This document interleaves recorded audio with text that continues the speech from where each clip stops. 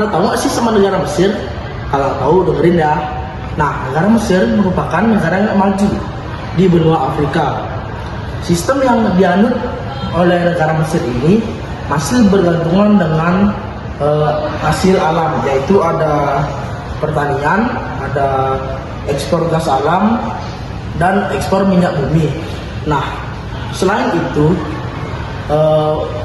Mesir juga mendapatkan penghasilan dari ada pariwisata, media, dan devisa yang diperoleh oleh tenaga kerja yang bekerja di Arab Saudi, Eropa, dan Teluk Persia. Nah, bisa dilihat sistem ekonomi di negara ini sangat beragam ya. Namun yang paling mencolok ialah ada ekspor minyak bumi yang membuat negara ini maju.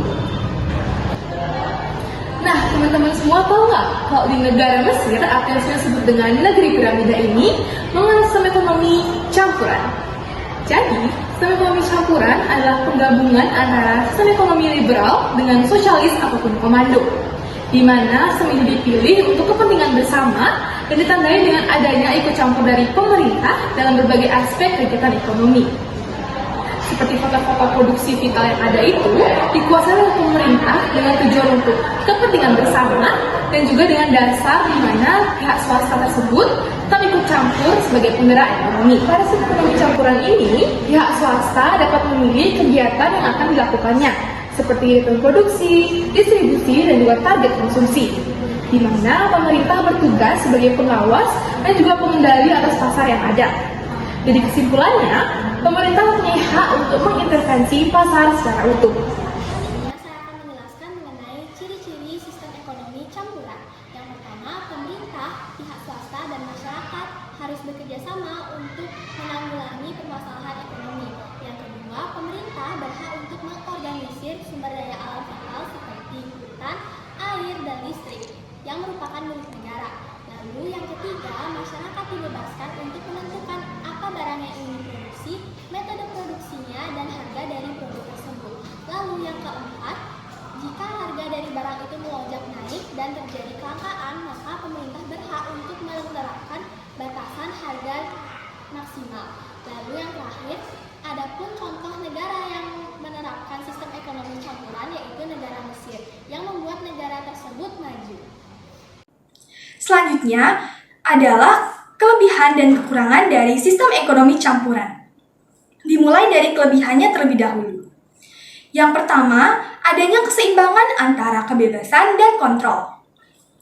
Sistem ekonomi campuran memberikan kesempatan bagi individu dan sektor swasta untuk bersaing dan berinovasi dalam pasar bebas. Di sisi lain, pemerintah juga tetap mengatur dan mengawasi sektor-sektor strategis untuk mencegah adanya eksploitasi dan ketimpangan. Yang kedua, pengelolaan infrastruktur oleh negara. Pemerintah tetap berperan dalam pembangunan infrastruktur besar bagi rakyat, misalnya transportasi umum dan pembangkit listrik.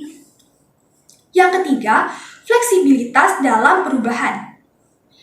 Sistem ekonomi campuran dinilai lebih adaptif dalam menghadapi keadaan ekonomi global.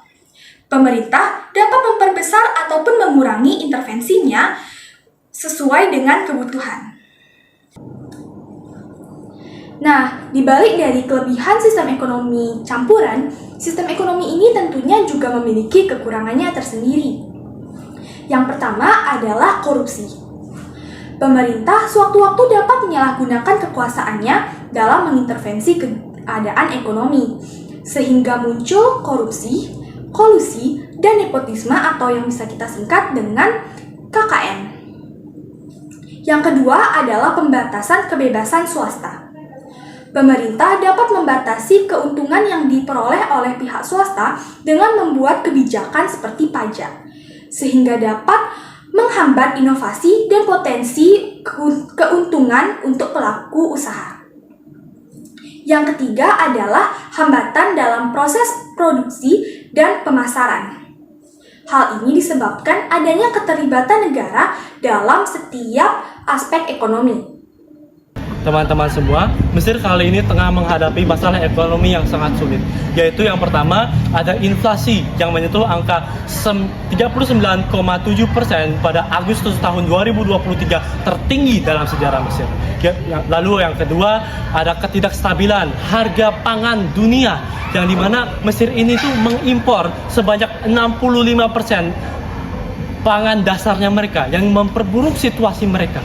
Lalu yang ketiga, ada krisis utang, yang dimana mereka itu utang yang mencapai 85,6% dari PDB menurut IMF pada tahun 2023.